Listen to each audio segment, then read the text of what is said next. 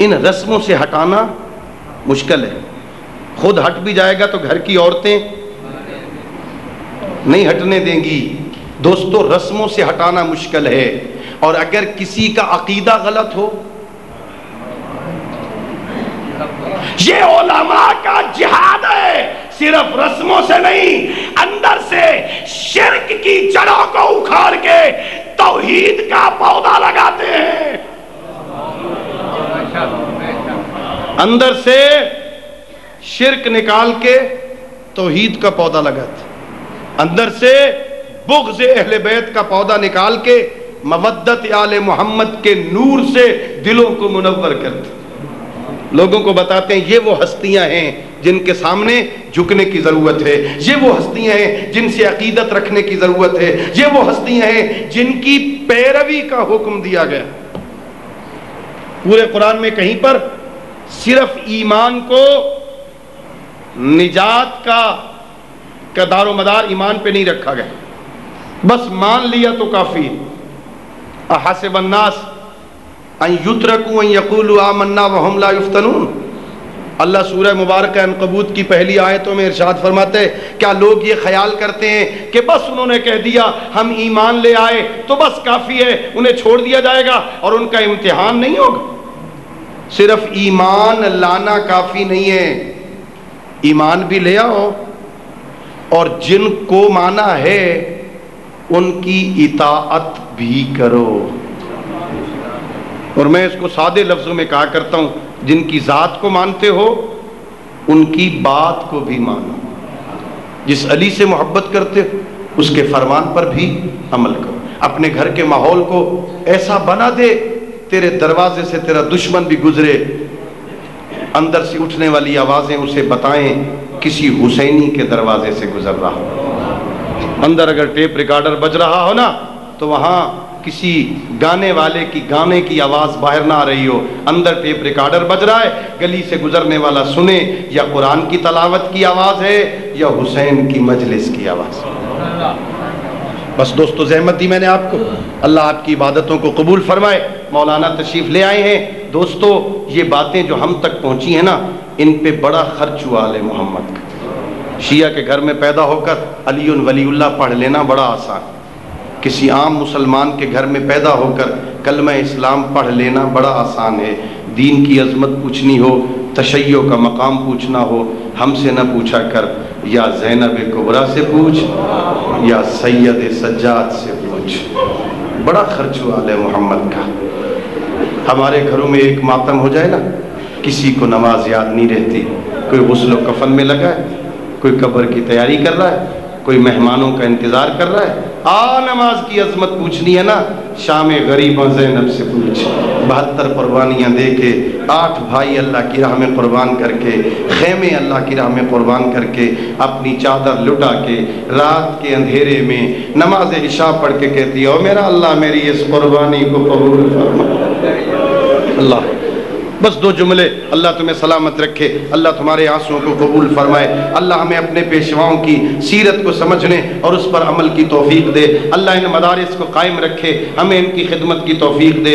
عزادارو، سجاد عربی میں مبالغہ کا صیغہ ہے. سجاد اسے کہتے ہیں جو زیادہ سجدے کرنے والا.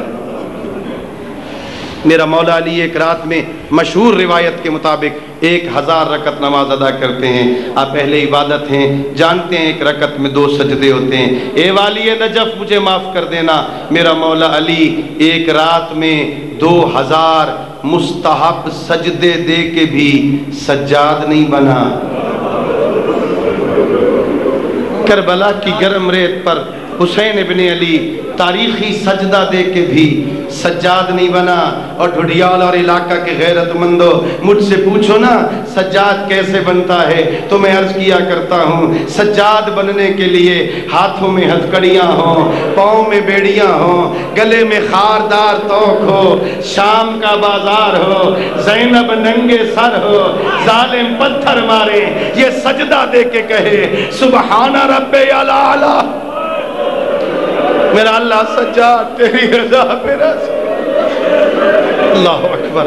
بس ایک روایت، اللہ تمہارے آنسوں کو قبول کرے. مولانا ظہور الحسن صاحب تشریف رکھتے ہیں، جی بھر کے مسائل سنائیں گے. میں تو طالب علم ہوں. بس ایک روایت عزادارو، علی کی بیٹی اللہ کا دین بچانے کے لیے، نانے کی شریعت بچانے کے لیے، بھائی کے مقصد شہادت کو بچانے کے لیے وہاں آئی جہاں آنے کے لائق نہ تھی.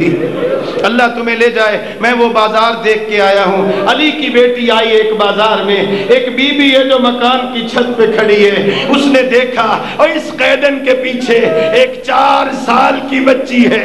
پیاس کی وجہ سے اس کے ہونٹ خشک ہو گئے ہیں. اپنی کنیز کو حکم دیا، جلدی کر پانی کا جام بھر کے لے آ. میرا نبی کہا کرتا تھا اللہ قیدیوں کی دعا قبول کر. کنیز پانی کا جام بھر کے لے آئی. یہ اپنی مکان کے چھت سے اتری، اپنے ڈیوڑی کے دروازے پہ آئی. کہا قیدن ذرا رک جا، میں تیری بچی کے لیے پانی لائی ہوں. لیکن میرے نبی کہا کرتے تھے اللہ قیدیوں کی دعا قبول کرتا ہے.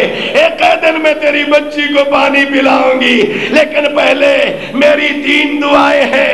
میرے حق میں دعا کر، جس طرح تیرا گھر اجڑا اس طرح میرا گھر نہ اجڑے. زینب کبریٰ نے دعا کی. کبھی بھی دوسری دعا کر، جس طرح تیرے بچے یتیم ہوئے ایسے میرے بچے یتیم نہ. علی کی علی بیٹی نے دعا کی. کہ قیدن تیسری دعا کر، عرصہ ہوا میں مدینے نہیں گئی، اللہ مجھے مدینے لے جائے.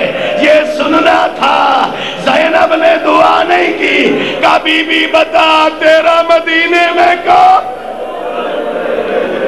ہائے عزادار، وہ بی بی قریب آئی کہ میری ایک آقا زادی رہتی ہے، عرصہ ہوا میں نے زیارت نہیں کی، دعا کر اللہ مجھے مدینے لے جائے. اور زینب کبریٰ پوچھتی ہے اے بی بی بتا تیری آقا زادی کا نام کیا ہے؟ کہ قیدن یہ شرابیوں کا مجمع، میری آقا زادی پردہ دار. یہ سننا تھا. زینب کبریٰ قریب آئی کہ ام حبیبہ مجھے پہچان، میں تیری آقا زادی زینب. میرا اکبر مارا گیا، میرا عباس مارا.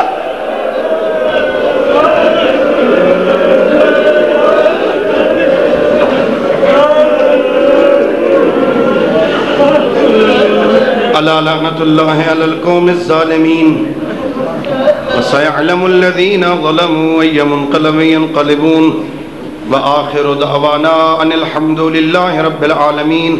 اللهم صل على محمد وآل محمد وعجل فرجهم.